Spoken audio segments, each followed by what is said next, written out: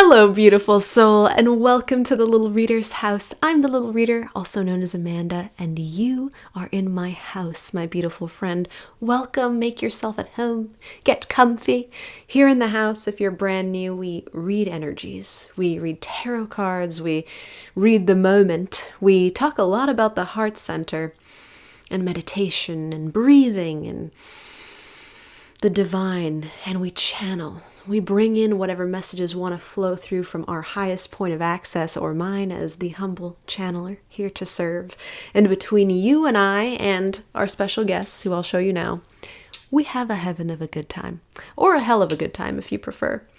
I've got a beautiful rose quartz with us today, hearkening back to yesterday's brief reminder to spend your time in the realm of heart.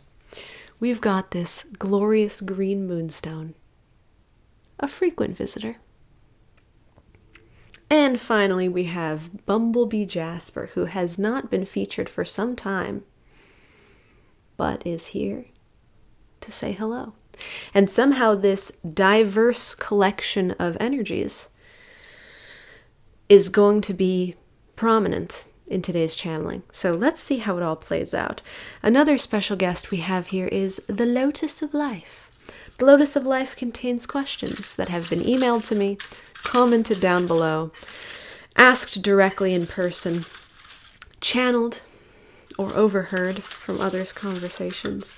And we're going to dip in and take a question and see what it is that Spirit wants to share with you, my sweet friend, and me, and our guests. So I'm already feeling this. It looks like there are a lot of words, so let's read them. Ooh, this is relevant. Very relevant indeed. Here's the question. What is the point of angels and spirit guides? Check out my writing for a special psychoanalysis at a later date. What is the point of angels and spirit guides? Let's find out. Oh, that was pretty snappy. Okay. Here's what comes back immediately, or comes in rather. What is the point of friends and family?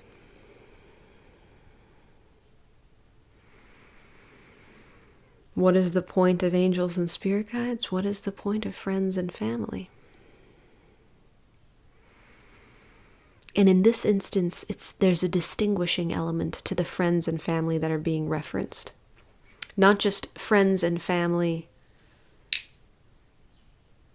as a whole, because they can play so many roles in our lives, but the friends and the family in particular who play a role in our lives of guiding, of uplifting, of mentoring, of inspiring,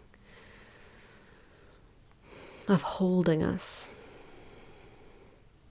of giving us a shoulder to cry on, or a shoulder to slobber all over in hysterical laughter, if your friends and family are anything like mine.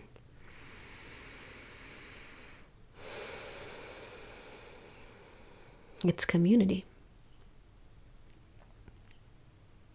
Now, this is relevant at this time because there seems to be not just an awakening in people being curious about spirit guides and angels, but there's a shift in the teams.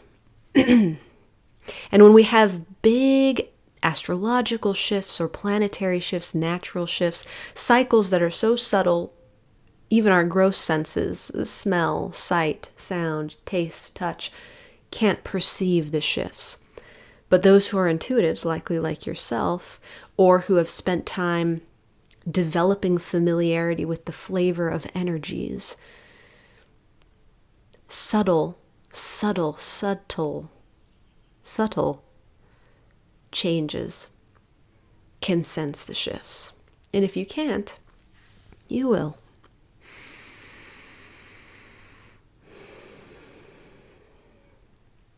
As things shift, as they have been quite at an accelerated rate, the way that we know time, teams are switching up. You may have noticed new spirit guides or new energies in your space. You may have noticed new inspirations, new ways of thinking. This gesture is new thoughts passing through your link to the mental realm. The mental realm, which is a shared collective space to which we are all linked. And our feed or our algorithm is customized based off of the patterns stored here in our form. Memories, ancestral information, traumas, beautiful events, everything. So as you notice shifts in your perception in the various realms, shifts in your body, shifts in your mind, shifts in your heart, you may notice shifts in the company. That's your guides. So let's talk shop. First, let's address spirit guides. At their basest level, simplest understanding, spirit guides are stored in your body. They are manifestations of aspects of you that are already within your form, chemicals even. And while we perceive them as these apart from us,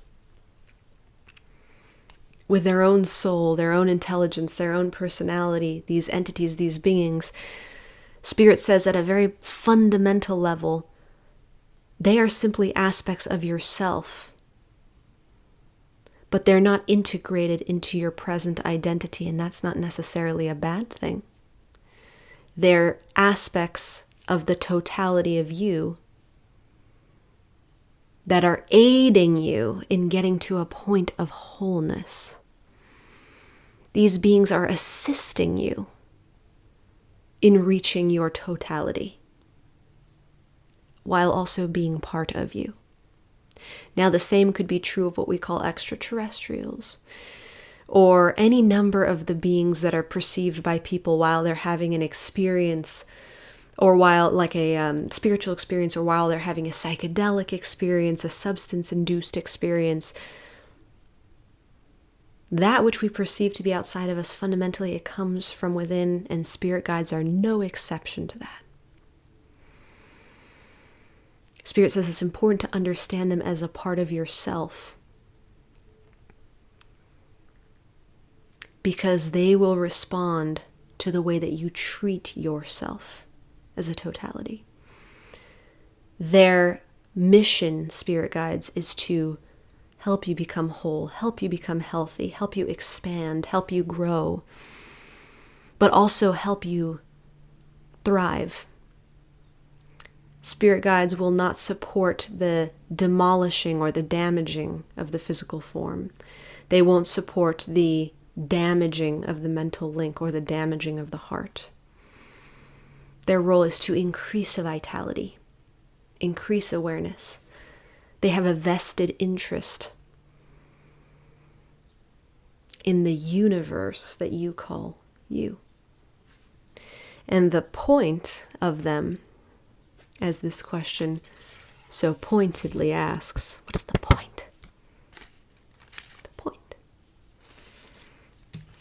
is to lend you a perspective of yourself and how you can support this thing we call us, but through other eyes. So, speaking on spirit guides, where to begin? They can appear as family members. They can appear as even living people who you know, or people who you know of. They can appear as a variety of races. I don't mean human ethnicities. I mean races of beings. They can appear as, for example, Pleiadians, Arcturians, Andromedans. You throw it in, reptilians, mantis beings. If all of that sounds like, that's all right. Let's just let it ride by. They can appear as animals, rabbits, octopi, dolphins, dinosaurs, walruses, unknown hybrid creatures. They can appear as fantasy beings. And when I say appear, everyone has a different way of perceiving their spirit guides. Some see them in their mind, in their mind's space. Some feel them. They feel physical symptoms or physical phenomena like goosebumps or chills, or their heart rate accelerates or decelerates, or it's something in their stomach or a tingle on the back of their neck. Some hear words audibly.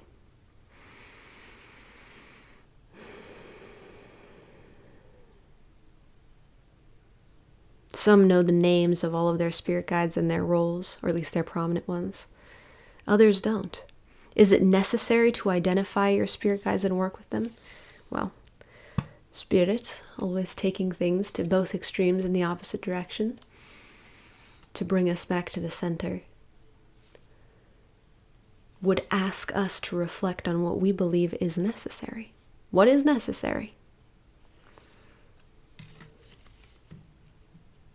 It's not necessary, but can it be fun? Can it be expansive? Can it be supportive?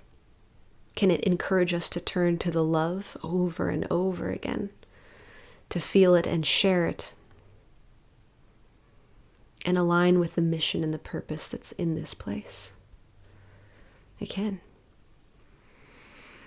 Is it required in order to have a full life experience? It's not.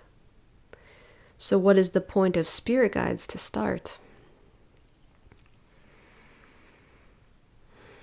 It's a point on the journey called Know Thyself. Know thyself. Know thyself as flesh, as form. Know thyself as half form, as thought, as mind. Know thyself as heart. And ultimately know thyself as awareness. The all that is, the great white light. The very force that animates your body and your mind and your heart. All paths lead to that awareness. So, getting to know your spirit guides is optional, but it can be a delight. Now, angels. What is the point of angels? As I touch these together, it reminds me of spirit guides. Different energies. Just as looking at different colors can have an effect on your psyche for the day. You start your day off with a color that inspires you, and you put a few pops of that color in your wardrobe or at your desk or on the dash of your car. Game changer. You introduce the energies of your spirit guides. They're like non-physical gems. They're like spiritual essences. So, angels. 2 angels. Angels, whew. My oh my. At their most fundamental level, that's where we're going today. That's where Spirit has us, at our most fundamental levels. At our most fundamental level, or theirs rather. Angels are akin to elements. Akin to building blocks. Akin to symbols and shapes. Forms of light that are simplified and concentrated. So think of archangels. Let's say the big 4, for instance. We got Raphael, Michael, Gabriel. I'm missing one. Uriel. Found him. Each of these is very elemental, very fundamental, associated with, let's say, the 4 elements.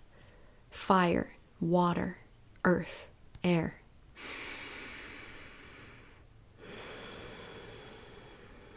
Everyone has a perception of what an angel is, like it's got a personality and a face. And across cultures, that's true. But across cultures, the symbolism shifts. Oftentimes, someone will perceive an angel firsthand, ah, and then they will run to write down a retelling or to transcribe or capture the image, the likeness of what they witnessed. And then those stories are retold as if a single subjective perspective should be the broadly accepted truth. That's a lot of things in a nutshell for you. But it's happened with angels a lot, evidently. Spirit chuckles to say. So, in Spirit's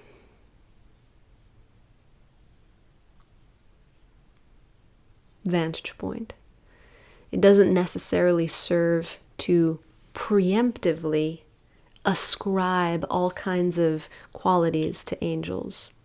Well, this one looks like this and has this function and form. Instead, we drill it down to the most fundamental level.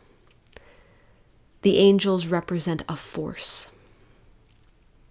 The angels represent an energy, each one pure, like a medicine. That's a great way to say it. Thank you. Each angel offers a medicine, and to take that medicine is to be imbued with that energy.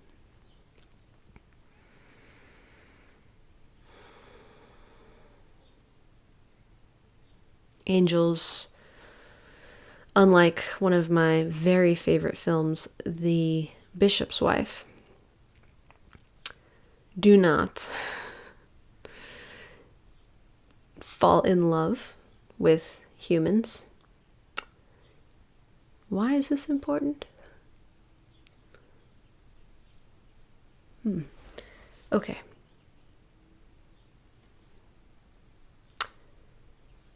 What we're calling angels is a pure energy, a pure essence that has no agenda, it has no soul. It's soulless.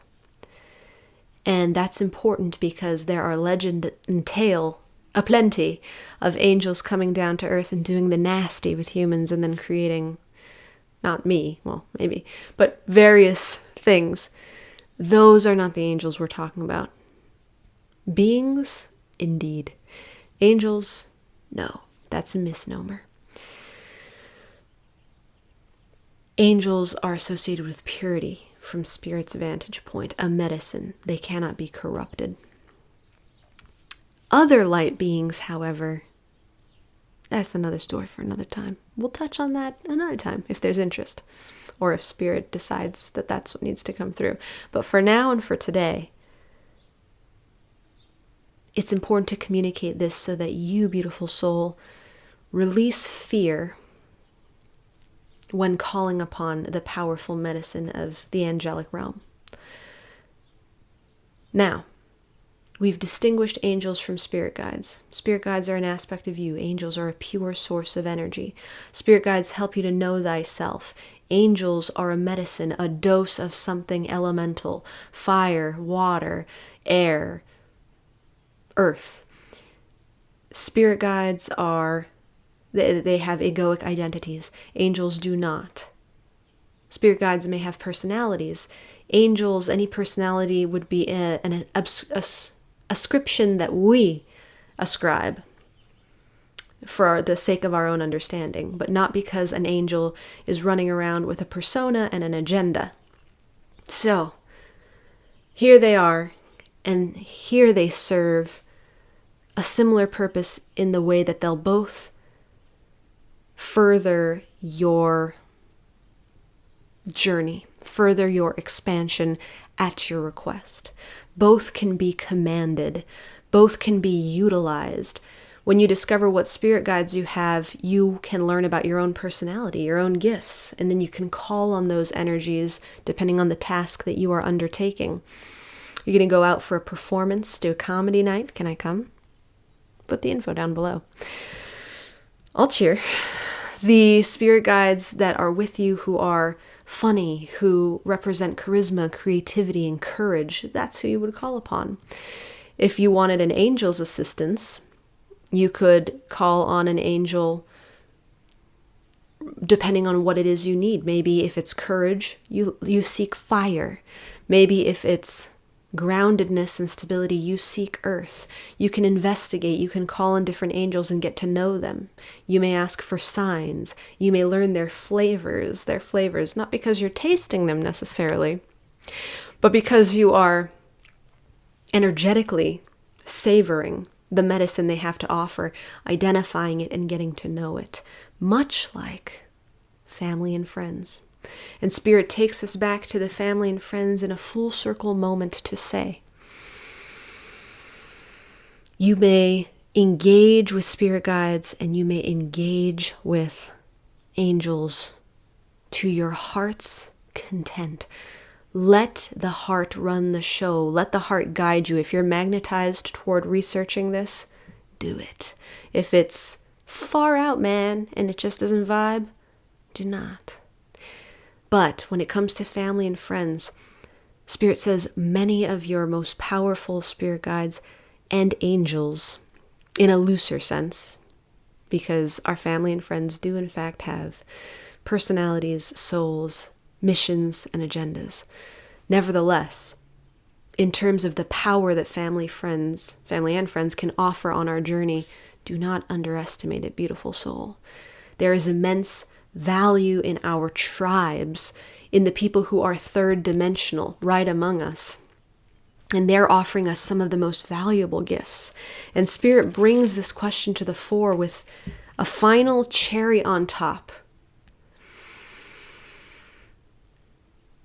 That it is possible to run to the spiritual and run to the esoteric and run to spirit guides and angels as an escape from the humans, the embodied humans in our lives. And Spirit is no judge, and neither am I. So there is no, you shouldn't be doing that, because Spirit doesn't should. Spirit doesn't should not. Spirit just be. But Spirit always drops a nugget of wisdom when it's relevant. Always. And the one Spirit's dropping now is an invitation to bare your heart. Bare your vulnerability. To know thyself. To use the tools of angels and spirit guides to discover thyself, and then to turn around and shine the love that you find here onto your incarnated tribe. Rather than run from the people in your lives, as long as they are not causing harm, run toward them. If you've had to let go of so-called family and friends because of wounds, that's okay. But Spirit asks that you use this heart to find more of your physical tribe, your incarnated humans.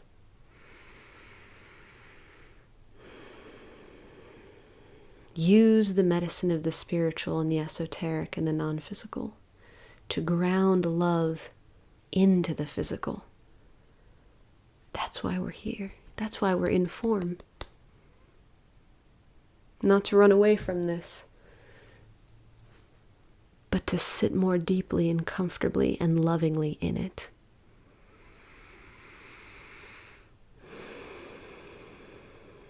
So use your entire family, beautiful soul, physical and non-physical. Prefer none, exclude none, embrace all. And you'll have so much capacity to do that as you continue to tap into this space, center of the chest. The transmission is complete. The question is answered. And that's where we're leaving it today. Thank you so much for stopping by. Until we meet again, my friend, I am sending you all the love I've got. Always more. Never less, because you are so very worthy of it. Bye for now.